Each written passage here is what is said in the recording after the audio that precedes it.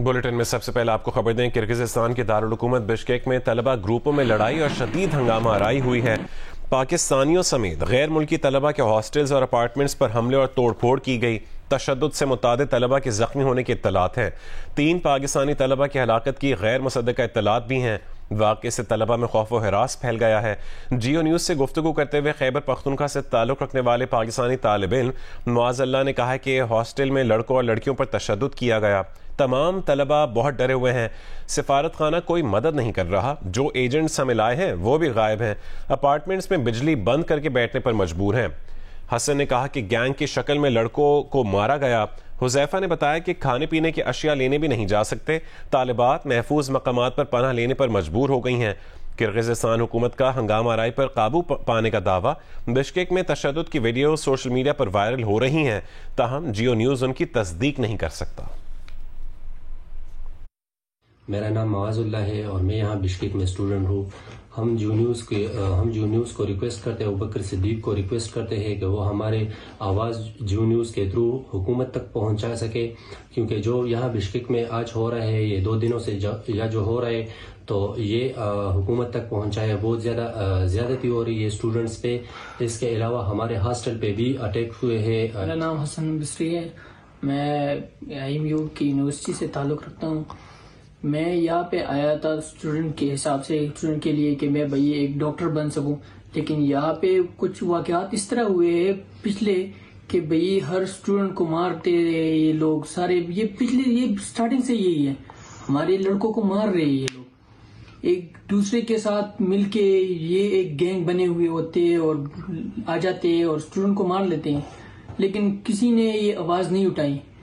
कल से लेके आज ये कल का भी दिन दिया जा रहा है कि भाई कल भी इस तरह के मामला हो सकते हैं, तो आप काइंडली हॉस्टल से या रूम से ना निकले। मेरा नाम हुज़ैफा मंजूर है। मैं क्वार्ट से ताल्लुक़ रखता हूँ और यहाँ पे स्टार्टिंग से ही भाई की बात की स्टार्टिंग से यहाँ पे यही सिस्टम चल रहा है। जो लोकल लोग हैं, किर्गिज़ लोग हैं, वो पाकिस्तानी इंडियंस के साथ यही बुरा रवैया इख्तियार करते हैं। और यहाँ तक कि अभी पिछले कुछ दिनों से इतने हालात ख़राब हो गए हैं कि हमें यूनिवर्सिटी से बोला गया कि आप ना लोकल ट्रांसपोर्ट यूज़ करें, आप ना लोकल वैसे नॉर्मल बाहर करें। तो हम अपनी नॉर्मल डेली की ग्रोसरी के लिए भी बाहर नहीं जा सकते क्योंकि कुछ मसला ना हो जाए। और वज़ीर आज़म पाकिस्तान मियां मोहम्मद शहबाज शरीफ ने किर्गिज़स्तान में पाकिस्तानी और दीगर ममालिक के तलबा की सूरत हाल पर तशवीश का इजहार किया है। एक बयान में वज़ीर आज़म शहबाज शरीफ ने कहा है कि बिश्केक में पाकिस्तानी सफ़ीर को पाकिस्तानी तलबा की हर मुमकिन मदद करने की हिदायत कर दी है। वज़ीर आज़म ऑफिस के मुताबिक पाकिस्तानी सफारत खाने ने इमरजेंसी नंबर्स फराहम किए हैं। वज़ीर आज़म मुसलसल अपने आप को सूरत हाल से आगाह रखे हुए हैं।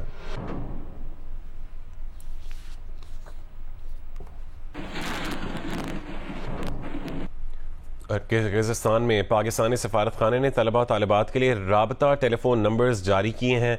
इमरजेंसी में 009965555476 और 00996507567667 पर राबता किया जा सकता है। किर्गिज़स्तान में तैनात पाकिस्तानी सफ़ीर ने कहा है कि हालात मामूल पर आने तक पाकिस्तानी तलबा घरों पर रहें। मकामी कानून नाफिज करने वाले इदारों से राबते में है। तलबा की हिफाजत यकीनी बनाने के लिए इक़दामात किए जा रहे हैं।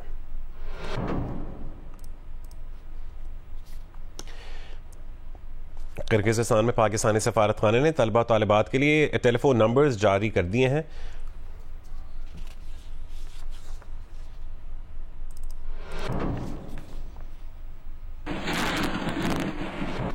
तर्जुमान दफ्तर खारजा मुमताज़ ज़हरा बलोच ने कहा है कि पाकिस्तानी तलबा से मुतालिक पाकिस्तान किर्गिज़ हुकाम से राबते में है। पाकिस्तानियों की हिफाजत इंतहाई अहमियत की हामिल है।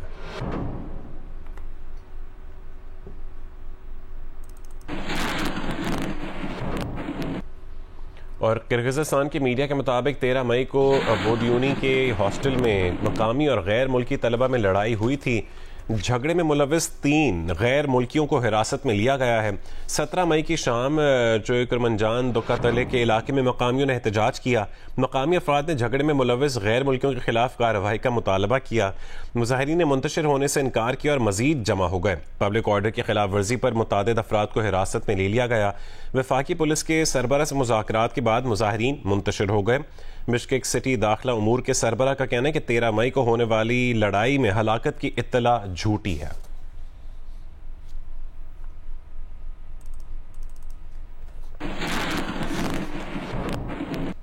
बुलेटिन में दीगर खबरें शामिल करते हैं। वजीर आजम के मुशीर बराए सियासी उमूर राना सनाउल्लाह ने कहा है कि 6 जजेस के खत का मामला आउट ऑफ कोर्ट हल करना होगा, किसी को कटहरे में खड़ा करके ये मसला हल नहीं हो सकता। जियो न्यूज़ के प्रोग्राम नया पाकिस्तान में बात करते हुए उन्होंने कहा है कि हल इसके सिवा कोई नहीं कि इदारे और लोग एक जगह बैठ कर मामला सुलझाएं। इसका हल यही है कि ये जो अदारे हैं या जो लोग भी इसमें जिनका किरदार बनता है जी, वो एक जगह बैठें और इस मामले को जो है वो सुलझाएं। और मैं समझता हूँ कि प्राइम मिनिस्टर ऑफ पाकिस्तान का ये बिल्कुल वो इस बारे में जो है वो सोचो विचार कर भी रहे हैं कि वो एडवाइज़ करें प्रेसिडेंट को, और प्रेसिडेंट का ऑफिस जो है वो इस पोजीशन में है, आईनी पोजीशन में है कि इस कज़िए को जो है ये आउट ऑफ द कोर्ट हल होना है। ये अगर आप कटहरों में लोगों को खड़ा करके इसको हल करना चाहेंगे तो फिर मेरा नहीं ख्याल कि ये कोई इससे जो है वो कोई ये आपकी खबर है कि इससे मामला और ख़राब होंगे। आपकी खबर है कि वज़ीर आज़म ये सोच रहे हैं कि प्रेसिडेंट को अप्रोच करें और कोई इसका हल निकाले? जी, मेरी इस बारे में उनसे बात हुई है और प्राइम मिनिस्टर जो है वो प्रेसिडेंट को एडवाइज़ कर सकते हैं कि वो इस मामले में जो है वो अपना रोल जो है वो अदा करें। खैबर पख्तूनख्वा के वज़ीर आला अली अमीन गंडापुर ने वफाकी हुकूमत को 15 दिन का वक्त देते हुए कहा है कि उनके साथ बैठकर बात करें और सूबे में लोड शेडिंग का मसला हल करें। अली अमीन ने कहा है कि वफाक को अंदाज़ा नहीं है कि उनका बड़े गलत बंदे से पंगा पड़ गया है। 15 दिन का टाइम है, इस टाइम मेरे साथ बैठो, मसले को हल करो। और अगर आपको ये लग रहा है कि जो मैंने ये बात की है कि बटन फिर मैं ऑन ऑफ करूंगा, तो फिर मैं आपको दिखाऊंगा कि बटन मेरे हाथ में और ये बटन मैं ही ऑन ऑफ करूंगा। काट लो ये पैसे ना, 120 अरब काट लो, 120 अरब काट के तो मुझे 24 घंटे बिजली देनी चाहिए। फिर भी मैं कहता हूं कि चलो 24 घंटे ना दो, पाकिस्तान के हालात ठीक नहीं है, तुम गरीब हो, गरीब इस मुल्क को तुमने बनाया है। फिर भी मैं कहता हूं कि चलो रख लो, 120 अरब रख लो, लेकिन मेरी लोड शेडिंग जिन इलाकों में 22 घंटे है या 18 घंटे है, वहां 12 होगी, जो 12 है वो 8 होगी, जो 8 है वो 4 होगी, जो 4 है वो 0 होगी। मेरा पैसा बनता है इसका 60 अरब। 60 अरब मेरी इस अवाम की वजह से मैं आपको देता हूं। अगर आपको बहुत भूख है या आपके पेट अभी तक नहीं भरे, मुल्क के लिए देने को तैयार हूं। और वफाकी वज़ीर इत्तलात अताउल्लाह तारा ने कहा है कि हुकूमत सरकारी इमलाक, अपने इदारों और महकमों का दिफा करना जानती है, कोई किसी भूल में ना रहे। खैबर पख्तूनख्वा के वज़ीर आला अली अमीन गंडापुर को जवाब देते हुए उन्होंने कहा कि गंडापुर कभी इस्लामाबाद पर हमले, कभी पेशावर इलेक्ट्रिक पर कब्जे और कभी वफाकी हुकूमत को 15 दिन की डेडलाइन की धमकियां दे रहे हैं। खैबर पख्तूनख्वा हुकूमत बिजली, गंदम और मुहासिल के हवाले से मुसलसल झूठ बोलकर सियासी आग भड़काने की कोशिश कर रही है। इसकी ये कोशिश नाकाम होगी। किसी को कानून हाथ में नहीं लेने देंगे। खिलाफ वर्जी करने वालों के खिलाफ सख्त एक्शन होगा। उन्होंने कहा कि वफाकी हुकूमत सियासी इख्तलाफात से बालातर होकर आइन और कानून के मुताबिक खैबर पख्तूनख्वा के अवाम के हुकूक और वसाइल की फरहमी में अपना भरपूर किरदार अदा करती रहेगी।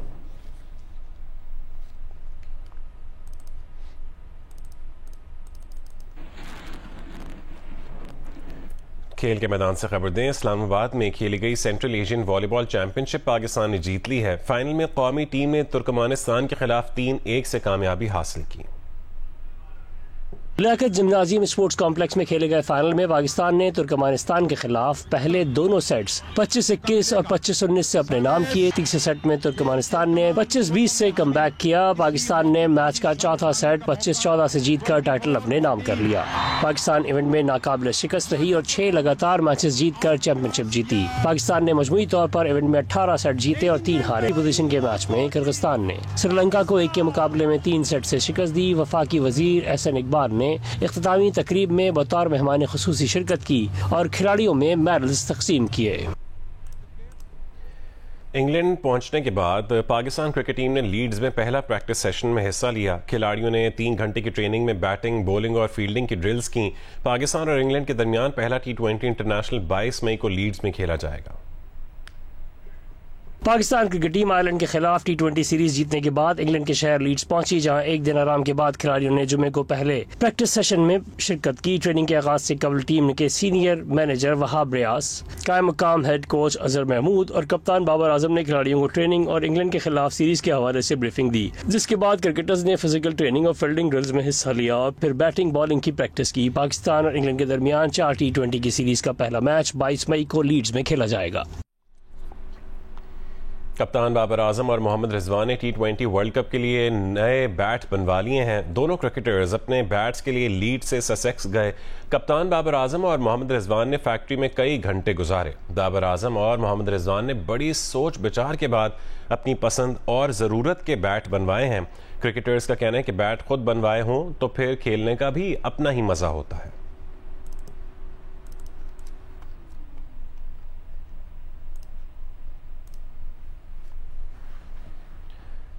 पाकिस्तान क्रिकेट बोर्ड का PSL के 10वें एडिशन के हवाले से फ्रेंचाइजेस से मुशावरत का सिलसिला जारी है। लाहौर में PCB और PSL फ्रेंचाइजेस मालिकान के दरमियान इजलास में PSL 2026 में 2 नई टीमों को शामिल करने के मंसूबे पर भी गौर किया गया।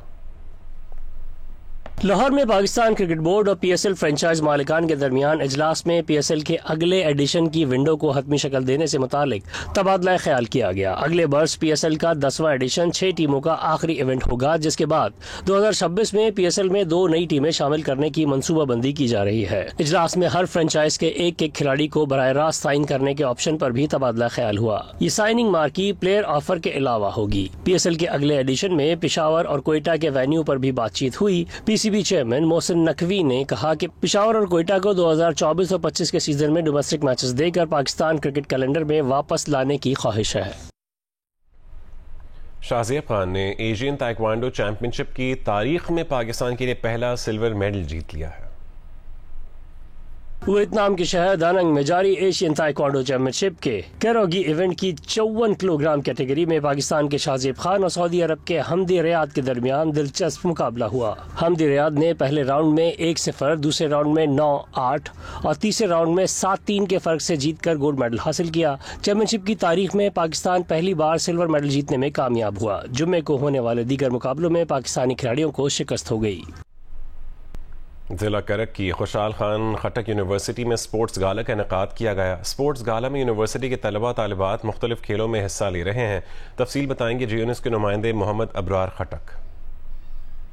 जी बिल्कुल, खुशहाल खटक यूनिवर्सिटी करक में स्पोर्ट्स गाले का इनेकाद किया गया है। स्पोर्ट्स गाले में यूनिवर्सिटी के 13 डिपार्टमेंट मुख्तलिफ गेमों में हिस्सा ले रहे हैं। स्पोर्ट्स गाले का इफ्तिताह यूनिवर्सिटी के रजिस्ट्रार प्रोफेसर डॉक्टर रफ़ीउल्लाह ने कर लिया है और इस वक्त यूनिवर्सिटी में मुख्तलिफ जो खेल हैं वो जारी है। स्पोर्ट्स गाले की इफ्तिताही तकरीब के दौरान यूनिवर्सिटी के तलबा और तलबात ने ढोल की ताब पर बंगड़ी भी डाले और यहाँ पे रक्स भी किया है और काफ़ी खुश दिखाई दे रहे हैं। स्पोर्ट्स गाले में futsal, volleyball, badminton, arm wrestling और दीगर मुख्तलिफ जो है खेल वो शामिल हैं। मैंने क्रिकेट में भी हिस्सा लिया है और गर्मी भी बहुत है लेकिन एंजॉय कर रहे हैं। फिर भी ये साल में एक मरतबा होता है। आपने सुना होगा कि जहाँ के ग्राउंड आबाद होते हैं वहाँ के अस्पताल वीरान होते हैं और इस तरह इन खेलों का यकीनन बहुत फ़ायदा है और तलबा और तलबात इसमें बढ़ चढ़ कर हिस्सा ले रहे हैं और स्पोर्ट्स गाले में इन खेलों का जो सिलसिला है वो एक हफ्ते तक जारी रहेगा। जी, मौसमियाती तब्दीली दुनिया के चंद बड़े मसाइल में से एक है, लेकिन इस अहम मौजू को ताहाल सिंध बोर्ड की दरसी किताबों में शामिल नहीं किया गया।